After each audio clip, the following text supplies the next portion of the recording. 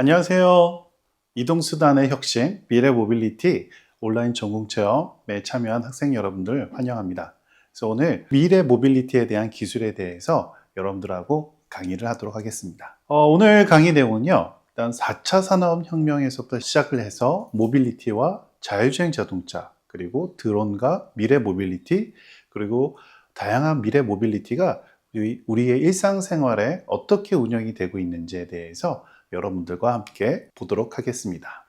그러면 4차 산업혁명이란 무엇인지, 그리고 4차 산업혁명 전에 3차 산업혁명에 따른 어떠한 사회적 변화가 있었는지, 그리고 4차 산업혁명에 대한 특징을 먼저 다루도록 하겠습니다. 4차 산업혁명이란 인공지능, 빅데이터, 초연결 등으로 촉발되는 진흥화 혁명, 그리고 그 이상의 어떤 기술에 어울려지는 것을 산업혁명이라고 이야기를 합니다. 1차 산업혁명인 경우에는 증기기관에서부터 시작이 됐고요.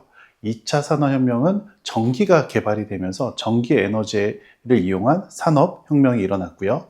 3차 산업혁명은요, 컴퓨터와 인터넷, 즉 다시 말하면 인포메이션 테크놀로지에 대한 IT 기술이 발전하면서 3차 산업혁명이 발전됐고요.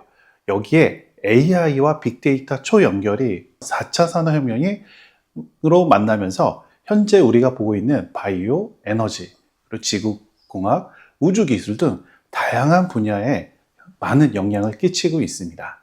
3차 산업혁명에 따른 사회 변화는 IT가 빼놓을 수가 없는데요. 이 IT는 인포메이션 테크놀로지, 즉 다시 말하면 정보기술이라고 얘기합니다. 그리고 ICT, 인포메이션 커뮤니케이션 테크놀로지, 정보통신 기술을 통해서 많은 사람들이 휴대폰을 통해서 소통을 하고요. 그리고 인터넷을 통해서 다양한 정보들을 공유하는 이런 IT 기술을 통해서 굉장히 빠른 정보 교류와 소통이 이루어지게 되었죠. IT 기술 기반으로 해서 3차 산업혁명에 따른 많은 사회적 변화가 이루어졌다고 보면 됩니다. 4차 산업혁명을 설명하기에 앞서서 먼저 인간과 AI에 대해서 한번 이야기를 드리도록 하겠습니다. 우리는 인간과 AI, 로봇이 공존하는 삶을 살고자 하지만 인간과 AI의 특징이 무엇일까요? 인간은요, 유년기에 지나서 청년기와 장년기와 노인기를 거쳐 유한한 삶을 살 수밖에 없는 게 인간의 삶입니다.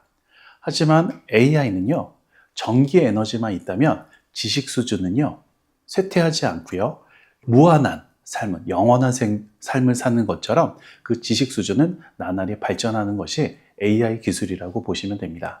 일본의 소프트뱅크 손정희 회장이 발표했던 내용이 있습니다. 앞으로 10년 후가 되면 AI 대비 인간의 지식 수준이 마치 금붕어 같은 수준에 이른다라고 이야기를 했습니다. 어떻게 보면 AI는요, 앞으로 빠르게 발전한다라고 보면 되겠죠. 인간과 AI가 잘한 게 무엇일까요? 여러분들 보시는 이 원은 인간이 만들어 놓은 지식의 범위라고 보도록 할게요.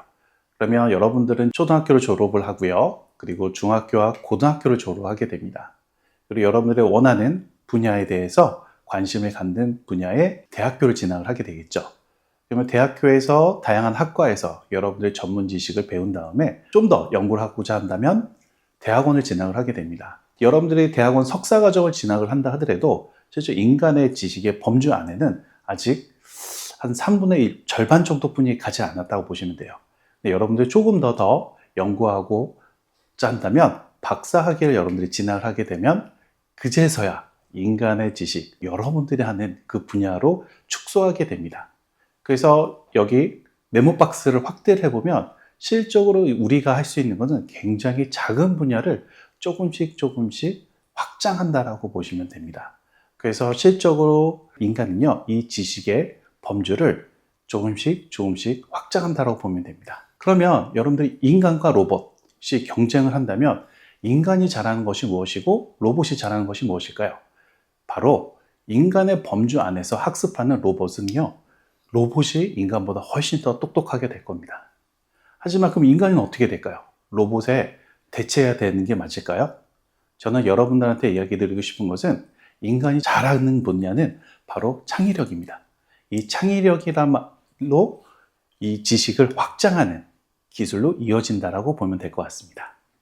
그래서 여러분들 지금 현재 오늘날 휴머노이드 로봇이 발전하고 있는데요. 이 휴머노이드 로봇 또한 우리가 인간의 이해를 넘어 백 무브먼트를 통해서 넘어지지 않는 그 직관력을 통해서 현재 수많은 휴머노이드 로봇으로 발전하고 있는 단계에 이르고 있습니다. 저는 인간이 무엇을 잘하는지, AI가 정말 어떤 것을 잘하는지 이 부분에 대해서 한번 여러분들이 고민을 해봤으면 좋겠습니다. 그러면 4차 산업혁명의 특징에 대해서 여러분들하고 이야기 드리도록 할게요. 2016년도 다보스 포럼에서는요, 제4차 산업혁명과 지능정보 사이의 도래라고 해서요, 로봇, 사물인터넷, 빅데이터, 모바일폰, 스마트 센서, 인공지능과 기계학습, 어떻게 보면 제2의 기계시대, 인공지능이 앞으로 일자리와 양극화 문제가 심화될 것이다 라고 발표를 했습니다. 하지만 정보기술이 제조업 등 다양한 산업들과 결합하면서 지금까지 볼 수 없었던 새로운 형태의 제품과 서비스, 비즈니스 모델을 만들어내고 있는 것이 현실이라고 보시면 됩니다. 어떻게 보면은 AI 기술이 발전하면서 하이퍼 커넥티드, 초연결, 하이퍼 인텔리전트, 초지능과 하이퍼 컨버전스, 초융합이 이루어지면서 단순히 연결해서만 끝나는 것이 아니라 이제는 연결을 통해 우리의 삶을 어떻게 바꿀 수 있는 것인가에 대한 초점으로 바뀌게 됐었던 부분이 바로 4차 산업혁명의 특징이라고 보시면 됩니다. 다음은 모빌리티가 어떻게 변화가 됐는지, 모빌리티란 무엇인지, 그리고 모빌리티의 역사 및 분류, 그리고 모빌리티란 정의를 한번 여러분들하고 이야기하도록 하겠습니다. 모빌리티는 무엇인가를 고민을 해보면요, 이동을 가능하게 하는 기술의 총합이라고 할 수 있습니다. 대표적으로 자동차, 비행기, 선박 등으로 인류는 인간의 이동뿐만 아니라 물류의 이동도 획기적으로 가능하게 하였습니다. 그래서 미래 모빌리티는 이러한 기존 운송수단에 더해서 추가적인 기술들이 포함되어서 점차 발전되고 있다고 보시면 됩니다. 모빌리티 영상을 한번 시청하도록 하겠습니다.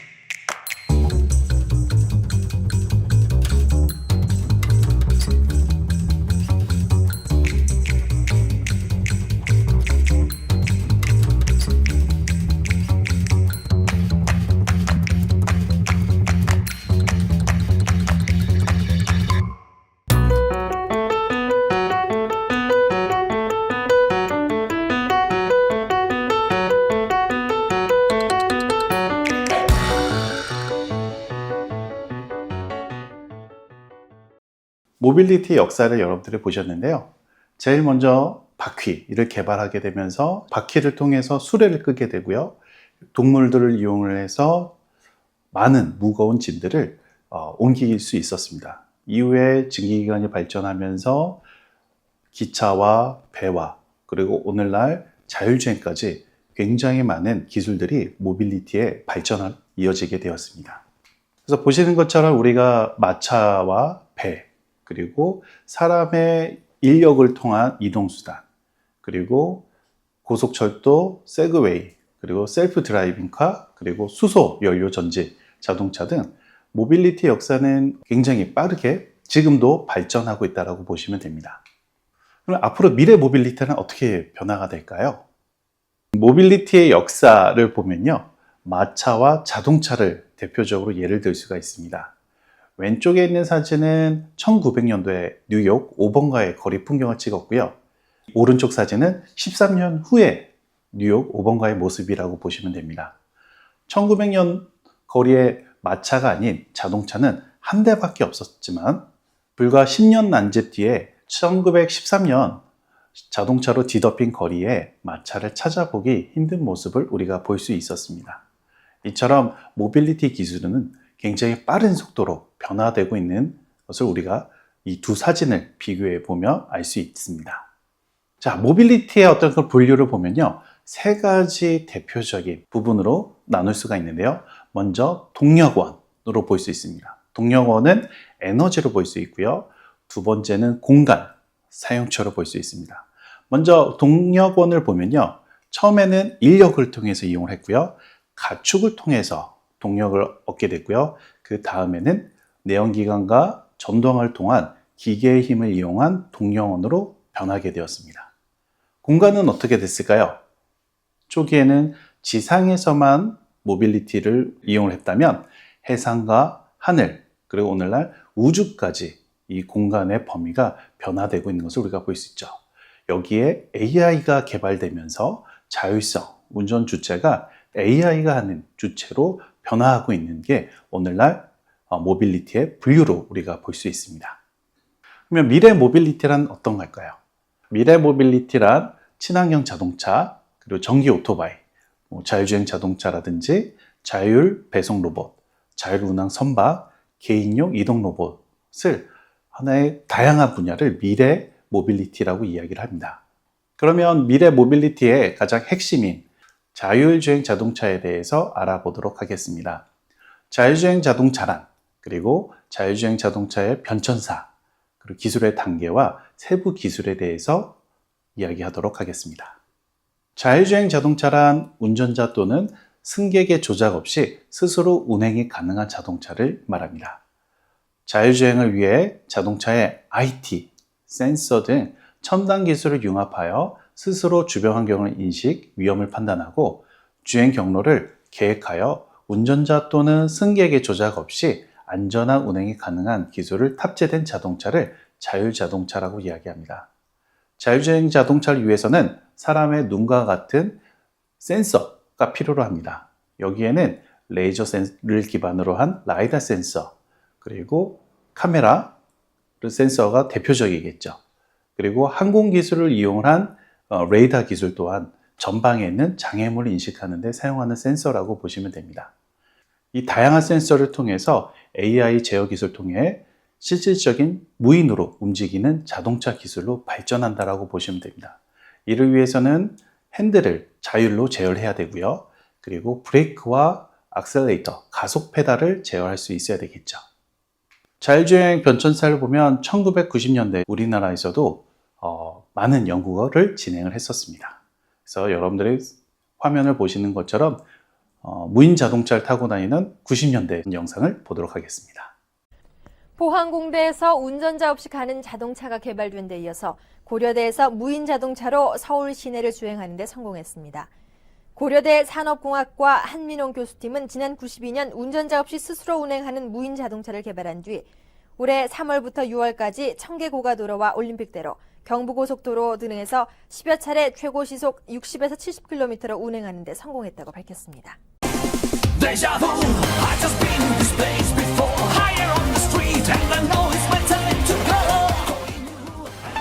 석 대의 자동차 모두 운전석이 텅 비어 있습니다. 현재 속도는 시속 80km. 사람은 아예 뒷자리에 앉아 있습니다.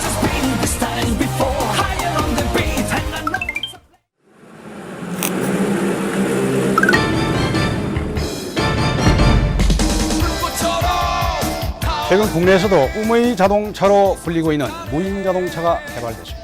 고려대학교 산업공학과 한민홍 교수팀이 2년간의 연구 끝에 무인자동차 카V 1호를 개발해서 오늘 시승식을 갖고 일반에게 공개했습니다.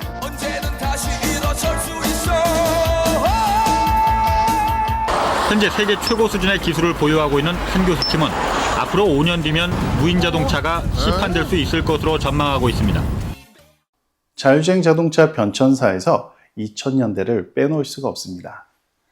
2004년도에 미국에 있는 미 국방연구소에서 달파 그랜드 챌린지, 어번 챌린지 대회를 개최하면서 자율주행 자동차의 기술을 빠르게 발전시키고자 하였습니다.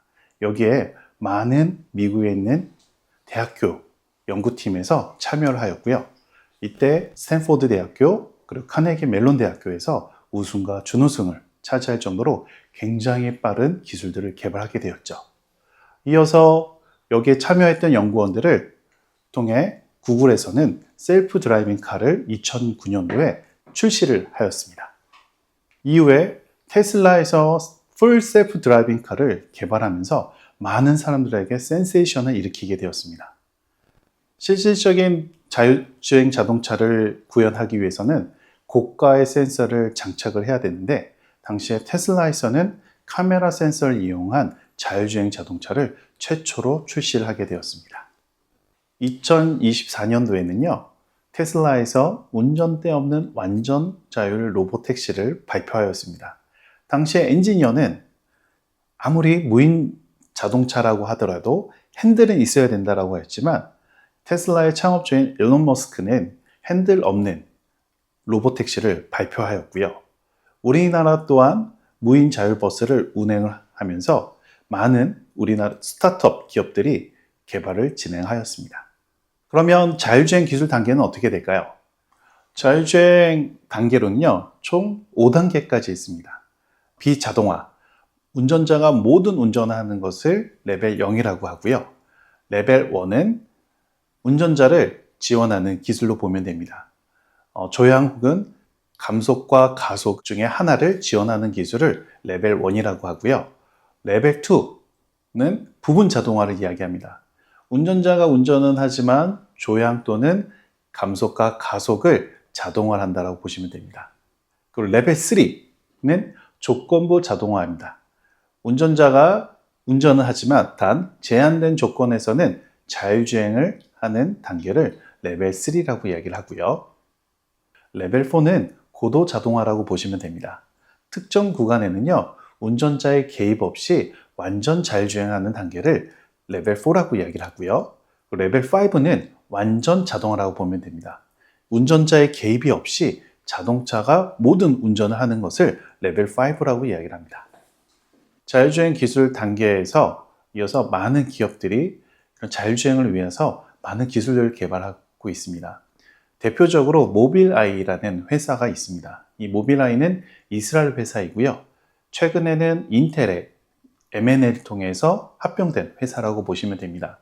그래서 모빌아이에서는 ADAS, 슈퍼비전, 그리고 자율주행을 위한 다양한 기술들을 우리가 개발되는 것을 볼 수가 있고요. 테슬라에서는 이러한 자율주행 기술을 위해서 핵심적인 프로세서, 칩까지 개발하게 되었습니다.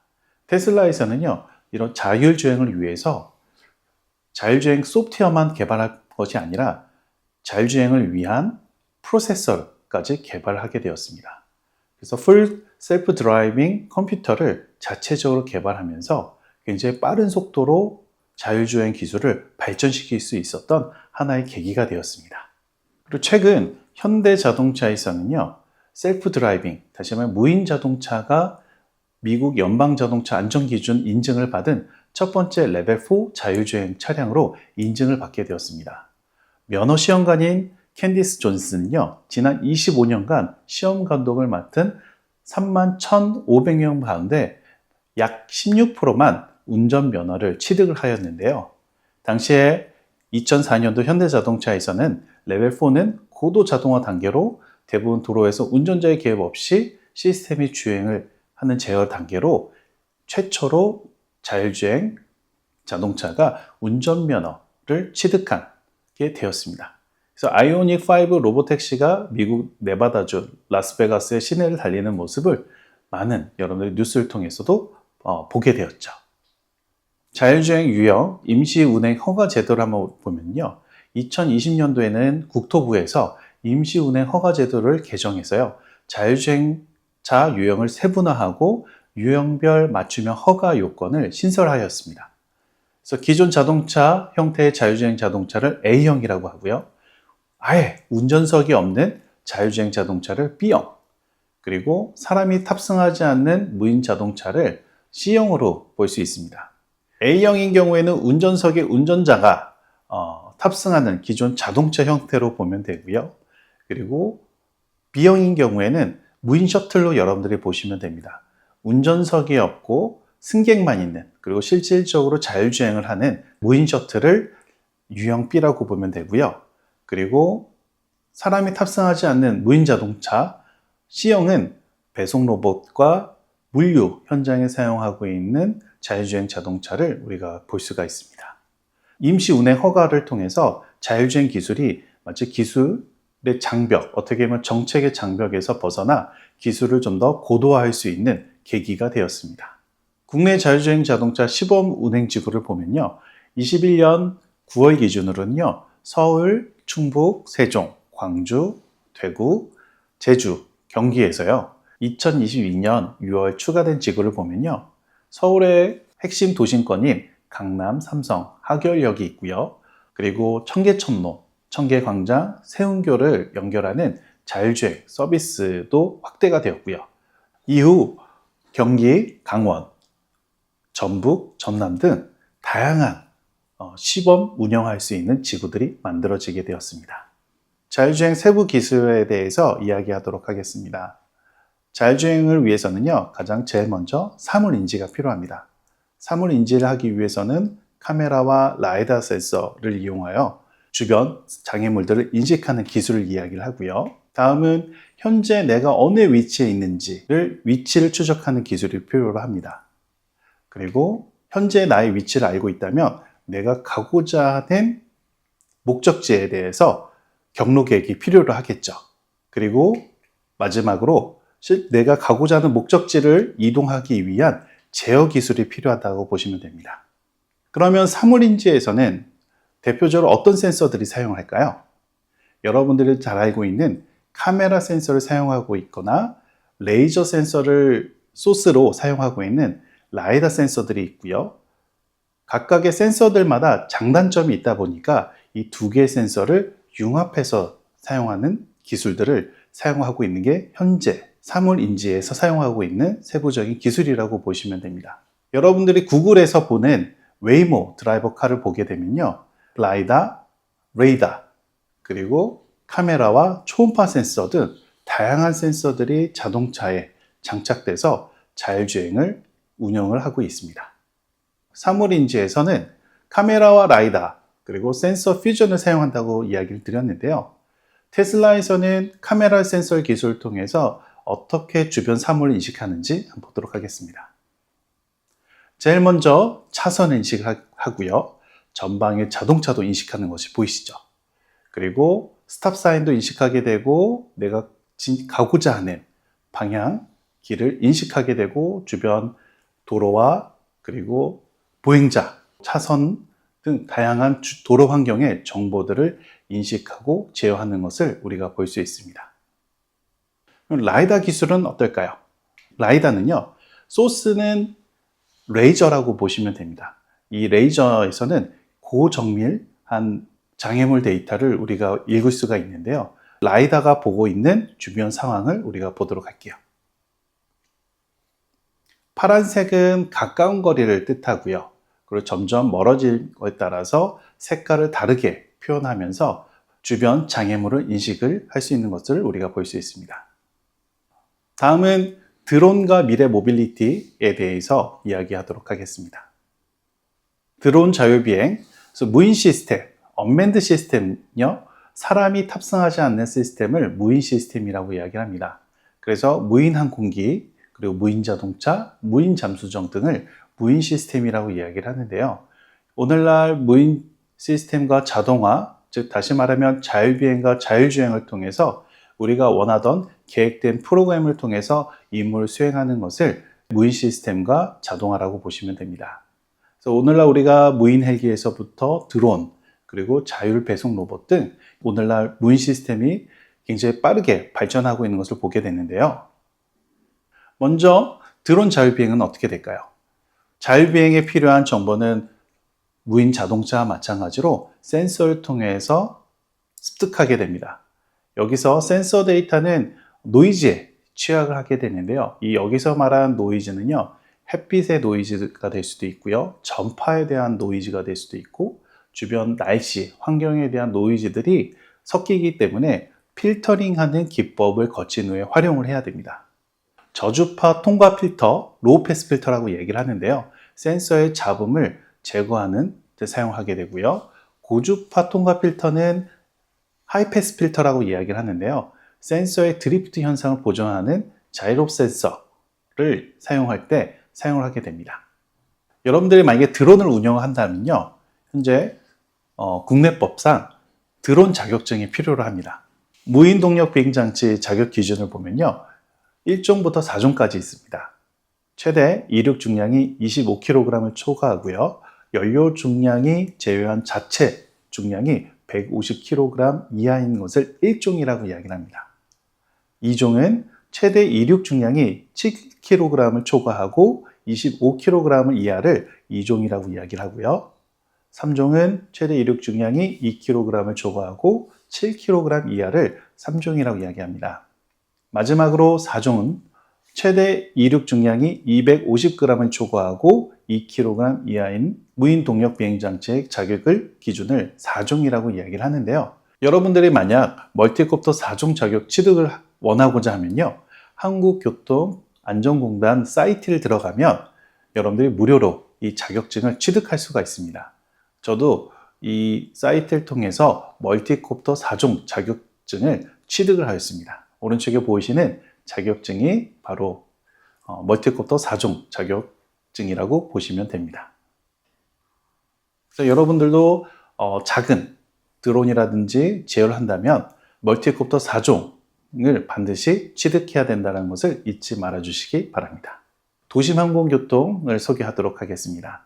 도심항공교통 UAM은요, Urban Air Mobility라고 이야기를 하는데요. 세계적으로 인구가 증가하고 있고요.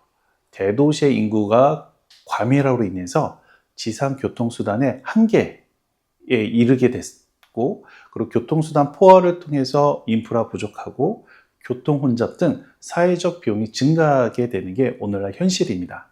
이러한 지상 기반의 어떤 모빌리티를 항공 모빌리티 플랫폼을 도입해서 도심의 교통과 환경 문제 개선을 모색하고자 도심항공교통이 개발하게 되었는데요. 도심항공교통은 개인용 항공기와 같은 항공 모빌리티 플랫폼을 활용한 도심 내 운송수단의 총칭을 말합니다. 아래 그림과 같이요, 이제 무인 자동차에서뿐만 아니라 이제 앞으로 가까운 미래에서는 도심 항공기까지 같이 볼 수 있는 시대가 올 거라고 생각을 합니다. 이를 위해 도심 항공교통 시스템 구축이 필수적입니다. 우리나라 국토교통부 주관 2025년 상용화 서비스를 목표로 항공 모빌리티 기체 제작, 도심 항공 건설, 그리고 인프라 구축, 모빌리티 서비스 운영 등 다양한 분야의 산업체와 기관이 참여하고 있고요. 대표적으로 드론 택시, 드론 배송과 같은 서비스 파생이 가능합니다. 도심 항공용 항공 모빌리티 기체에 대해서 설명드리도록 하겠습니다. 협소한 도심 환경, 친환경을 고려한 전기 수직 이착륙 항공 모빌리티 기체가 도입이 되었는데요. 이를 위해서는 수직 이착륙에 대한 비행 역학에 대한 이해, 그리고 기체 설계를 위한 공기 역학 이해가 필수적입니다. 이를 통해 드론 자율비행 기술이 많이 활용될 것으로 보여지고 있습니다. 끝으로 다양한 미래 모빌리티 기술이 일상생활에 어떻게 운영되고 있는지에 대해서 설명드리도록 하겠습니다. 대표적으로 자율 배송 로봇이 어떻게 운영되고 있는지 미국 대학 캠퍼스를 한번 보도록 하겠습니다. 캠퍼스 내 스타쉽이라는 미국 스타트업에서 개발한 배송 로봇입니다. 주변 환경을 인식을 하고요.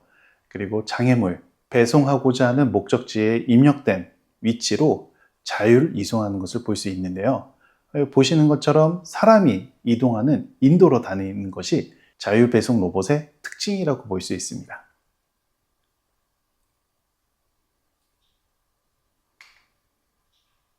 그리고 오른쪽에 있는 화면을 보면요. 특징이 하나 있죠. 어떤 특징이 있을까요? 가까이 가도록 할게요.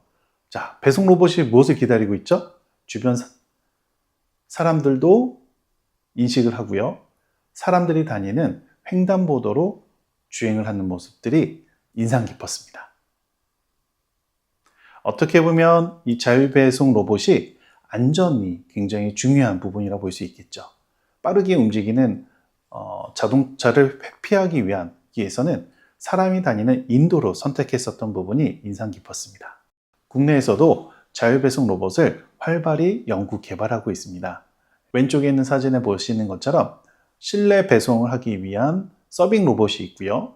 그리고 실외를 배송하기 위한 실외 배송 로봇이 있습니다.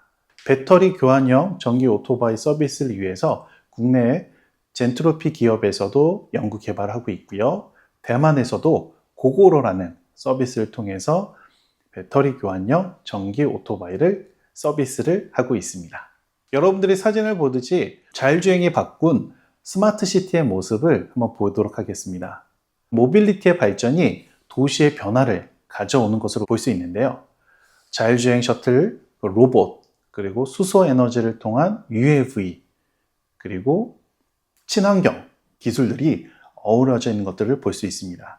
2021년도 일본에 있는 도요타 자동차에서 우분시티 건설을 착공하게 되었습니다. 인공지능, 로보틱스, 모빌리티, 재료과학, 지속가능한 에너지의 실증 사업을 위해서 우분시티를 건설하게 되었는데요. 사람과 기계, 사람과 사람, 도시와 사람을 연결하는 커넥티비티를 실험하게 되었습니다. 우리가 미래 모빌리티를 위한 5가지 챕터를 우리가 보게 되었는데요. 미래 모빌리티의 어떤 타 산업과의 융합이 연계를 보면요. 자율주행 기술, 드론, 선박, 그리고 농기계, 건설과 광산 분야로 다양한 분야의 확산 중에 있다고 보시면 됩니다. 한성대학교 미래 모빌리티 학과에 대해서 소개해 드리도록 하겠습니다. 미래 모빌리티 학과의 교육 목표로는요. 첫 번째, 융합형 인재 양성을 목표로 하고 있습니다.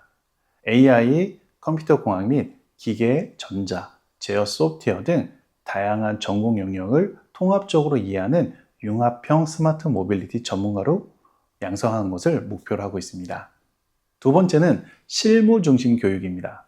산업체와 연계된 실습 중심 교육을 통해 자율주행, 전기차, 로봇 분야 등 현장 중심 기술 습득할 수 있도록 목표로 하고 있고요.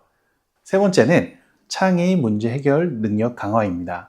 실험 프로젝트 기반 학습을 통해 창의적 문제 해결력을 배양하고자 합니다. 네 번째로는 산학연 연계입니다. 기업 및 연구소와의 협력을 통한 현장 실무 경험 및 취업 경쟁력을 강화하고자 합니다. 한성대학교 미래모빌리티학과 사이트를 여러분들이 방문하시면요. 교육 목표가 보시게 되는데요. 왼쪽에 있는 인력 양성 유형은요. 자율주행 전문가, 전동화 기술 전문가, 모빌리티 서비스 전문가로 나눌 수가 있습니다. 그래서 여러분들이 1학년부터 4학년까지 배우게 되는 커리큘럼을 여러분들이 보게 되는데요. 먼저 미래 모빌리티 기초 이해 역량을 키우게 되고요. 자율주행 데이터 분석 및 활용 능력을 성장시키고 전동화 제어 설계 역량을 성장시켜 미래 모빌리티 프로젝트 기획과 수행을 담당할 수 있는 융합형 인재로 성장하게 됩니다. 미래 모빌리티 학과 교과목 및 트랙 로드맵입니다. 자세한 내용은 학과 홈페이지를 통해서 여러분들이 자세히 알아볼 수 있습니다.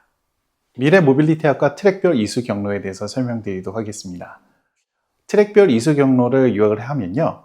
기초, 심화, 응용, 실무 프로젝트로 체계적인 교육과정으로 설계가 되어 있고요. 여러분들은 각 트랙별 핵심 과목을 선택적으로 이수하게 됩니다. 트랙은 자율주행 설계 전문가, 전동화 제어 설계 전문가, 모빌리티 서비스 전문가로 되어 있고요. 이를 위한 핵심 역량, 대표 교과목, 그리고 졸업 프로젝트 연결을 통해서 졸업을 하게 됩니다. 한 가지 여러분들한테 추가적인 관심 분야에 대한 팁을 드리면, 트랙 외에 관심 분야가 있다면 한성대학교에서는 MD 과정이 있습니다. 마이크로 디그리 과정이 있는데요. 특정 과목 수강을 통해서 폭넓게 배울 수 있는 MD 과정이 있다는 부분 잊지 말아 주시기 바랍니다. 예를 들어서 피지컬 AI 앤 로보틱스라든지 또한 특정 과목을 여러분들 선택적으로 이수할 수 있으니까요. 트랙 외의 관심 분야 또한 여러분들이 폭넓게 배울 수 있는 기회가 될 것입니다. 그럼 모빌리티 학과 1학년에서는 여러분들이 보시는 것처럼 로봇을 통해서 여러분들이 배우게 되고요.